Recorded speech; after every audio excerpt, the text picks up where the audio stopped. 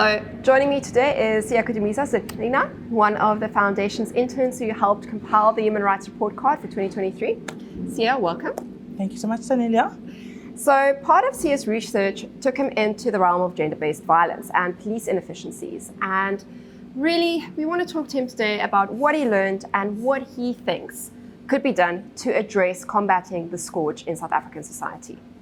Thank you, Daniela. While the South African government has made significant strides in writing up and compiling good frameworks, legislatives, that actually are aiming to combat GBV in South Africa, including the Domestic Violence Amendment Act of 2021, as well as the GBV and Femicide Bill, which actually is sitting with NCOP. We have witnessed the research that I have done has made me witness that there's an increase in GBV despite all these frameworks and policies. And these particular trends are actually indicating that there are ineffectiveness and within systematic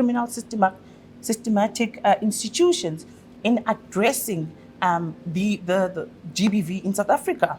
So basically what you're saying is government has put pen to paper and made good laws and is in the process of making good laws, like with the Femicide Bill that's currently in front of the Second House of Parliament that you mentioned. But the problem comes with the implementation of these laws, and that's where we're seeing almost like a bottleneck and we're seeing inefficiencies. Can you tell us a bit more about these inefficiencies and what you learned? The most important inefficiency that actually emerged within research is that the policing institutions, their ineffectiveness in actually reporting and having these cases being reported and the proper documentation actually alludes to the fact that there is some institutional incapacities and the lack of documenting these increasing cases. And this is challenging in terms of addressing the scourge of GBV in South Africa. Okay, so basically make it easier to lay a charge of gender-based violence assault with the police, make it more accessible, and then make sure that you've got systems in place to ensure that there's adequate follow-up and prosecution and so forth. Yes. Right. What are some of the proposed solutions from your end?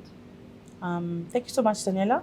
I personally think that combating this scourge of GBV in South Africa necessitates a multifaceted approach, that encompasses more or less three things.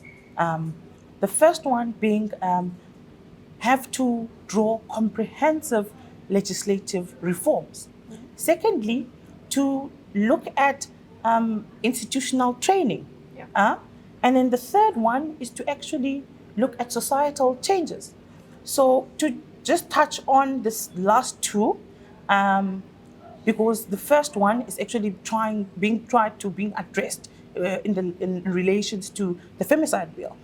But with the two, I would like to recommend that the government tries to create initiatives where now the police officers are trained on how to actually tackle issues around GBV, to actually be able to report these cases in a very effective to deal with them. Yes, to do it in a very effective manner that will actually assist and feed into combating this scourge that we are facing in South Africa.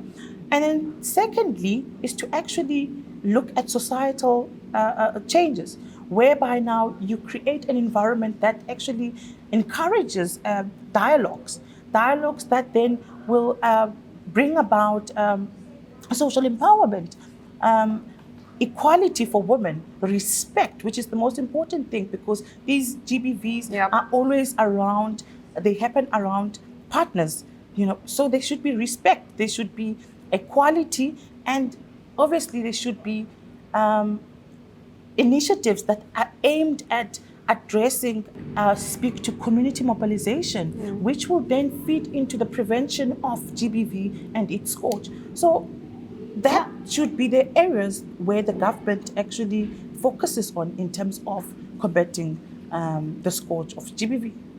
Siya, thank you so much for your time. Thanks so much, Daniela. Thank you.